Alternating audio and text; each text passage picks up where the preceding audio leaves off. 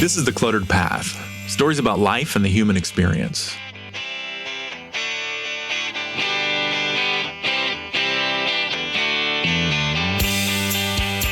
In the days leading up to Christmas 2002, Jack Whittaker, a 55-year-old construction contractor from West Virginia, visited the C&L Super Serve, his usual breakfast spot. At that time, the PowerBall lottery was heating up, so Jack decided to buy a ticket. On Christmas Day, the local news announced that there was a winning Powerball ticket purchased at the C&L Super Serve. The next day, Jack learned he'd won the $313 million jackpot. It was initially viewed by the townsfolk as a Christmas miracle, a feel-good story for a local fellow. Sadly, winning the lottery would turn out to be a curse for Jack and his family. The money changed Jack. Initially, he had grand plans to give to charity. He specifically called out, hey, I want to give 10% to my church. I want to help people in need, people, locals, and around the world. They even started a foundation. But soon after the win, he began flashing money around town, bragging about his wealth, and he carried large sums of money in his car, and he told people about it. And he was robbed. He spent a lot of money in strip clubs and casinos. The locals said he became really obnoxious and arrogant. He was found sexually harassing female staff at bars, offering them money for favors. Eventually, he divorced his wife of over 40 years. The money also changed Jack's family. Tons of money that led to tons of friction.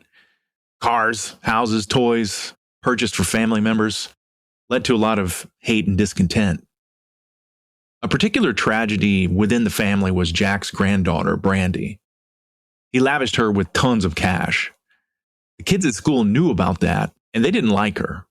They said the money went to her head.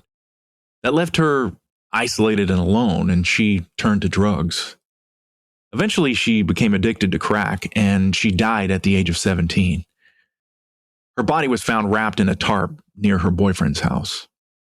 The title for today's episode is The Lottery is Not a Retirement Strategy.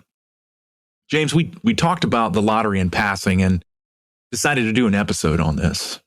Yeah, the topic invokes some strong feelings from the two of us, and it's certainly worth a discussion.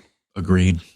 The Jack Whittaker story is shocking. It stands out for the destruction it brought on a single family. Now, most of us are not going to win big like Jack Whittaker, but for those who do, winning the lottery often ends in tragedy. There's tons of content on the internet out there that say things like why lottery winners go bankrupt. I read an article in the New York Post from May 2023 that gave 5 primary reasons why people go broke after winning big in the lottery. First reason is the big winners don't know how to manage wealth. If you think about it, most of us we don't have that much money. We're managing scarce resources. We're paying the bills. We're setting aside money, just trying to make it to retirement. And so if you don't know how to manage wealth, there's a likelihood you can lose it. Another reason people go bankrupt after winning the lottery is reckless spending. I mean, that's easy to understand. Because when you win hundreds of millions of dollars or, something in the tens of millions, you get the idea that, well, I don't have to worry about money ever again. But that's not true. More money equals more problems.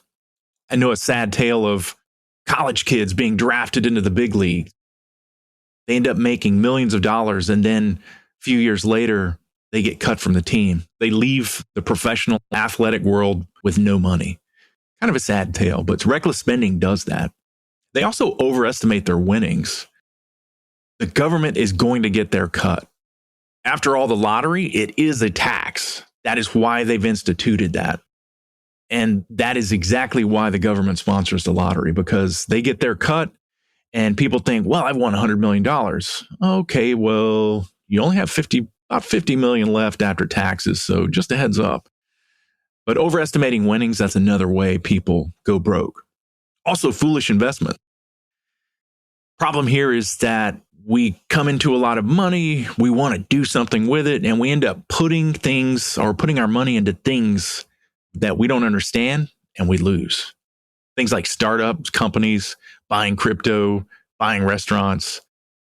We're getting into things we don't really understand and don't really know how they work. There's a good chance that you could lose out on that investment.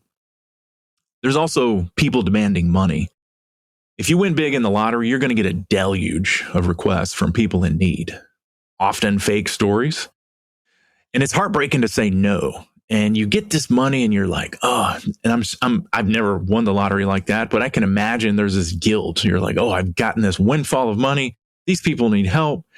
I didn't really do anything to get the money. So you feel obligated to give people money. It's heartbreaking to say no to that. So lottery winners often give a lot of money away. Family, friends, strangers, a lot of people out there. So if you're an average person and you receive a huge windfall, whether it's the lottery, inheritance, startup, or maybe an IPO, here's a recommendation. You have to learn in a hurry to avoid going broke. And here's some things to think about. First off, if I were to win the lottery, and this is what I recommend for you, if you win the lottery or if you have some kind of windfall that's huge, like Jack Whittaker, realize that you are at risk of making bad decisions. Money can change you for the worse, and it can lead to misery and strife. So be aware of that. And I liken it to that Gollum creature in Lord of the Rings, where the lure of that ring, it twisted him into a hideous creature. We can't exclude ourselves from that. There is that pull. So you've got this large sum of money, and it can turn you into a different person. Now, understand also, after you win big, life as you knew it is over. I would recommend keeping the news to a small circle of people who can advise you, because if word gets out, a lot of strangers are going to target you for money. And that's why wealthy people really don't flaunt it that much. You know they're wealthy, but they don't go around talking about it. So understand that life as you knew it is over. And also, I would recommend you hire a team of experts. Start with an attorney, because there are going to be people potentially that come in and think they have a claim on your money, and you need someone that's going to represent you in legal matters. I also recommend a tax advisor. This is somebody who's going to help you stay out of trouble with the IRS, because when you start handing out money to people, there are tax implications to that, and you have to be aware of that. Giving to a charity, much easier than giving to a person. Just be aware of that. You also need to hire a financial planner, because they can help you put the money where it can work for you. And when you hire these people, you need to sit down and just tell them, look, I've got all this money. I don't know what to do with it. Help me. So be aware of that. I heard a story once of a husband and wife who'd received an inheritance of $22 million. They didn't tell a soul, not even their young adult children. What they did was they quietly hired a bunch of professionals to help them manage the wealth. And their plan was to wait until the kids established themselves as adults and became successful on their own right before they informed them of the money. And the goal with that, in informing them of this money that was coming their way, was to tell them that they have a responsibility coming their way, and they needed to learn how to do this. They needed to learn to take on the responsibility of managing a lot of wealth. They didn't want the kids, they used this phrase, they said, look, we don't want our kids to become waiters, just waiting for mom and dad to die. Yeah, I can see where there would certainly be some that would some kids that might fall into that trap. It's sad though when you look at the lottery stuff. Though it was great that they were able to keep that inheritance quiet, but that's a lot easier now than winning the lottery. A couple of instances where the lottery winnings were awarded to a trust, because the winners were smart and they went and got legal help and everything before they accepted their winnings. And so instead of the lottery being able to stand there and hand a big check to somebody and get a lot of PR out of it, they wound up handing it to some lawyers, and nobody really knew who won it. Wow. Those days are sadly probably over. Right. Yeah. Lots of legalese has been added to the lottery terms and conditions. Yes. Should you accept it, it's like you must identify yourself and they must let you use your likeness for marketing materials. Yes. One of the downsides, you are required to put yourself out there if you win big, and that makes you a target. Kind of sketchy, I would say, that they force you to do that, but that's the lottery. That's how it works. Yep, exactly. 99% of us are not going to win big in the lottery. I have no problem with people who play the lottery for entertainment, but my problem really is with politicians who sell us dreams. 42 states in the District of Columbia have state lotteries. Our vices, whether they be alcohol, tobacco, gambling, politicians view those as an additional source of tax revenue.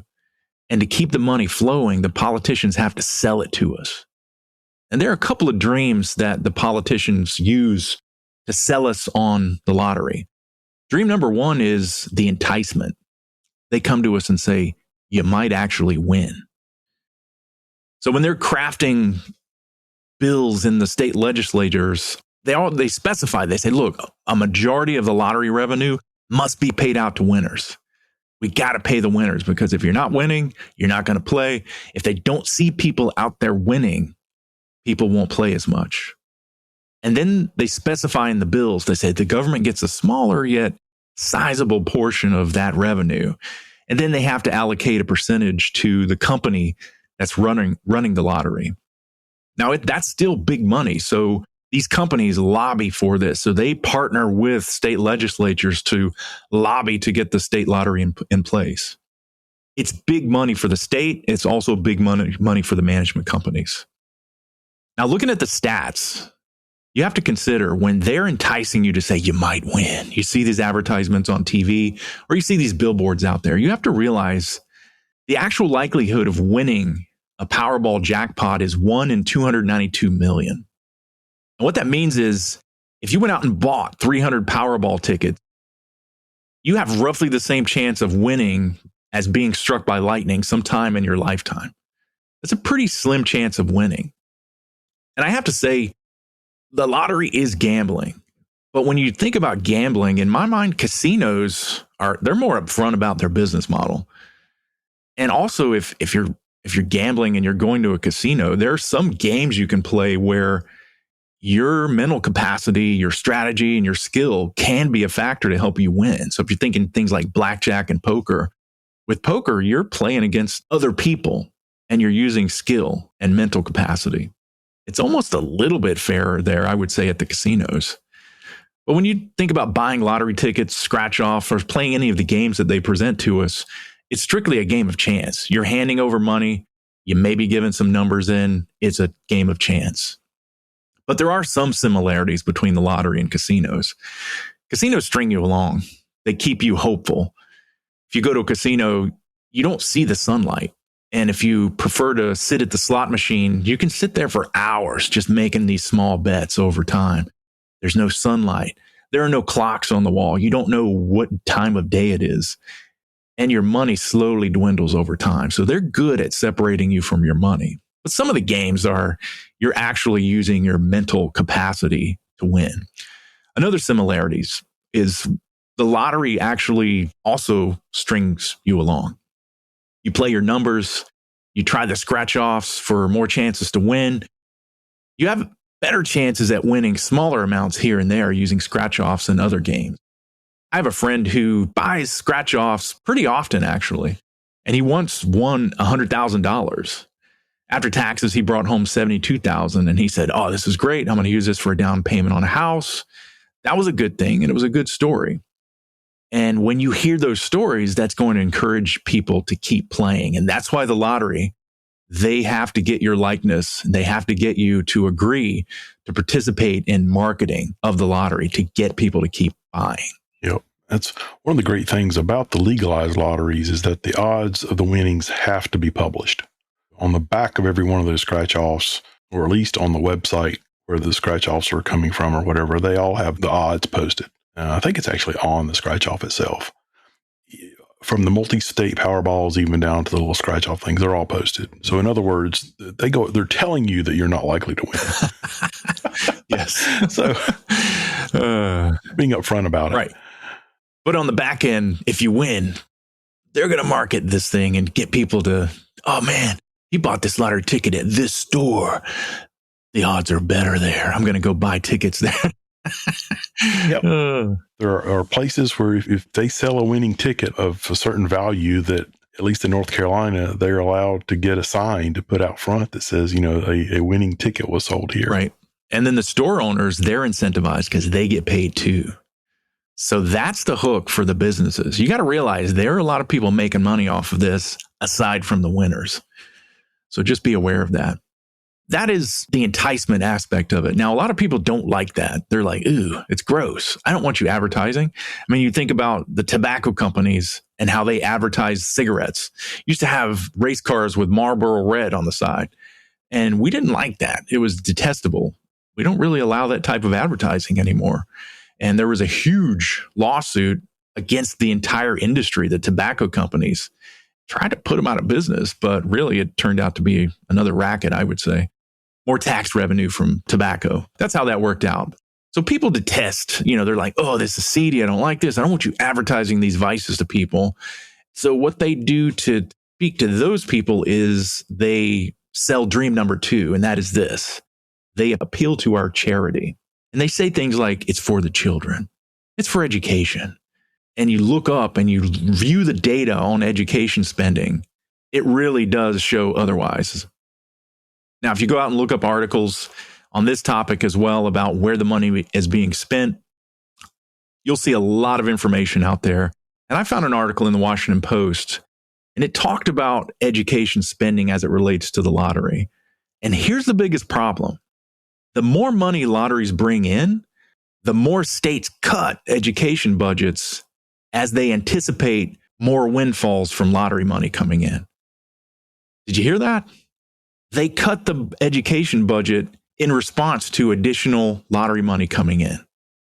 So they're not really spending any more money on education after they implement the lottery. And if we take a look at North Carolina education lottery, we were sold a bill of goods on this here in our state. It's going to be to help fund K-12 schools. It's going to be for the children. And despite the politicians' pleas and all of the companies that were lobbying for this, we didn't actually see an increase in education spending in North Carolina. And then we found out that the lottery money can actually be diverted to other line items in the budget. And an example is during a recession, Lieutenant Governor Bev Perdue, she voted to shift lottery money to the general fund to cover the budget shortfall. Yep. And even worse, we see where sometimes the funds will be used to fund one or two special projects, which doesn't benefit the entire state. It's benefiting one particular area or one project. And then they use those projects, quote unquote, wins for marketing materials. Similar to the lottery winnings mentioned earlier. It becomes about the marketing. Yeah, it's kind of seedy. Now, I expect Vegas casinos to put up billboards and advertise to me, hey, you can win and all this stuff. But we know they're a business. But when our government, elected officials, and the lobbyists come to us and sell us a bill of goods like, oh, it's for the children. And then we find out later that they're not really spending any more money on education. They just have more money to spend. It's a tax. And then we think about in North Carolina, when they were selling us on the lottery, I heard a lot of folks use these Hope scholarships in Georgia as kind of a gold standard because it was 100% focused on paying college tuition for promising kids. And then you find out that the first 15 years of that program, it went well because they provided full ride college scholarships for kids who met academic requirements.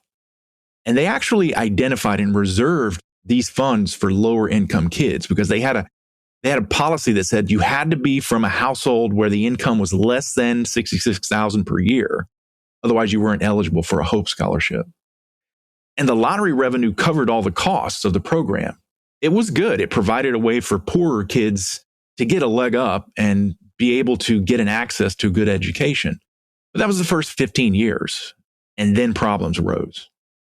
They saw an increase in lottery sales in the subsequent years, and that led to a surplus. And then the more affluent parents started saying, hey, wait a minute, you got a surplus here. Why don't we remove these income limits? We want our kids to be eligible. That would benefit us too. So they did that. They removed the income limits and more affluent kids became eligible. But then the economy happened. Tuition costs went way up, enrollment skyrocketed, and the money ran out. That was the issue. So then in 2011, the Georgia State Legislature, they had to change the program because it was out of money. They lowered the annual payouts. They said, okay, this full tuition scholarship, now we're going to restrict it. They said it's only available for valedictorians, salutatorians, or kids who maintain the 3.7 GPA through high school and have a combined SAT score of 1200 or higher. And then when you're in the program, you have to maintain a 3.3 GPA for eligibility. In some schools, that is a tough nut to crack. So then you have this not so surprising outcome. The majority of the scholarship funds ended up going to the more affluent areas around Atlanta, and the poor kids were left out.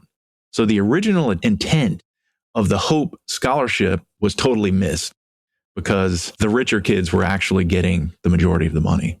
So the takeaway on this is state-run lotteries, they're a tax that's being marketed to you. Yeah. And anytime there is money coming in, there should be a hard look at where it's coming from and where it's going, particularly when it involves whether the funds are being funneled towards lower income folks or the more affluent.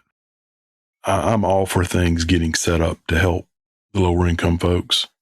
It is just so sad when those things get warped and changed and then no longer do what they need to do. Right. In our episode on goal of leadership, number 1 is mission accomplishment. Yep. What are you trying to do? Yes. And you have to analyze it constantly to say, are we still meeting that original mission? And oftentimes, especially in government, no, that's not happening. You're missing the mark. Yep. It's a tax. And it's a tax that's marketed to us. As the debate rages, people object. They say, yeah, okay, cool. It's a tax. I'll give you that. But it's a voluntary tax. People can do whatever they want. So, hey, kiss off. But then you have to look at reality. It is a tax, and it goes even deeper. It's a regressive tax on the poor. Now, if you research this, you're going to find a lot of articles with titles like, poor people are playing the lottery, but the rich are winning. And then you have to look at the data. And the data show us that most habitual lottery players, they're in the bottom 20% of income earners. And then you start looking deeper and you find out that the lottery advertisers, they target poor neighborhoods. I live in a generally nice suburb outside of Raleigh, North Carolina. We don't even allow billboards. So I'm not seeing lottery advertisements unless it's the 11 o'clock news and they're showing the numbers and winnings and stuff like that. So lottery advertisers are targeting poor neighborhoods. I don't like that. And then when you think about the more affluent upper middle class, upper middle class, and even the rich people, the ones that do play, they only play when the pot is huge because they know it's a game. And they know the game and how the rules are played. I'm going to have to admit, there were a number of years when I actually played the Powerball. That was back when the tickets were only $1. Right. But I would only play when the pot got ridiculous. Yes. Just because, why not? Right. But that meant my total spend for any year was never more than about $6. Oh, wow. Because I was only going to play when the pot was huge. But then they raised the ticket price to $2. Then I stopped playing altogether. Yeah, you were playing for fun. You were like, I might win. Okay, cool. I'm going to put in $6 a year. But then the stats, if you look at the stats, they show that people making $10,000 a year or less that are habitual lottery players, they're spending about $600 a year on lottery tickets. Yep. That's about 6% of their income going into the lottery. And now here's I think this is insidious. I mean, with regards to the poor, this is the insidious part. They're selling us this dream. And when they're selling this dream to poor people, it has this underlying message. Your only hope of rising out of poverty is luck. Play our game, and you might win. This is borne out in the research because 1 in 5 people believe that the lottery is the only way to accumulate savings. They believe that dream they're being sold. So here's my take. The lottery profits off vulnerable people. And if you dig deeper, you'll see that the lottery is one of many poverty traps that low-income people face. And I would submit that if we're truly interested in education, we're going to teach people how to manage money. We're going to teach them that the lottery, hey, it's just a game, probably not going to win. Overall, your spending on lottery tickets is going to be way more than your winnings. So it is a game, and the house always wins. I find it hard not to say something to folks at the local convenience store. I've never seen anyone buy just one scratch off. No. Usually I watch folks dropping $50 or $100 on multiple tickets, and I can't help but wonder how often they're doing that. Right. It just hurts to watch. You know, it's like nobody has that kind of money to just be throwing it away. Right. Very few people do, especially not the ones at the local Circle K. Right. Yeah. And you see them, and it's, I don't know, you don't want to impose stories when you see people. You don't want to make up a story about their life. You don't want to project onto them. But oftentimes I get the sense that they're in a pretty desperate situation economically. They're buying these tickets with this false hope that, oh my goodness, I'm going to make it big. Now, some people do, but the likelihood, most people, 99.999% of people, they're not winning. They're just pumping their money into this system. And they're not being told, hey, here's the game. Now, am I proposing that we get rid of the lottery, shut down Vegas? No, it's just not going to happen. Am I telling you not to play the lottery? No. It's none of my business what you do with your money, because we're a free country in the US, and most people, they're just playing it for fun. But there are some who play the lottery out of desperation, thinking it's the only chance they have at a better life. And maybe this episode can move the needle just a little bit for somebody. I think there's one other sort of group of folks that also play, or those that struggle with gambling. Yes. So I just want to put this out there. If you or a loved one struggle with playing the lottery, other forms of gambling, you can call 1-800-GAMBLER, or nowadays you can even text 800-GAM for help. So that's 1-800-GAMBLER, or text 800-GAM for help. We're seeing these FanDuel advertisements here in our area now because North Carolina is now allowing online sports betting. And they also add those disclaimers. If you're struggling with gambling, call these numbers. I think that's okay. That's good. And am I proposing that we get rid of gambling? No. I think it would be an underground thing if we prohibited it, made it out. If we outlawed it, it would be kind of like prohibition back in the day. People are going to drink more because now the black market is going to be providing those things for them. We're going to wrap up for today. And the next episode, or a future episode, we're going to talk about an alternative to the lottery as a retirement strategy. And it's kind of an achievable dream that we're going to lay out for you. So thanks for listening. Hope you have a great day, and join us again on the path. Have a good one.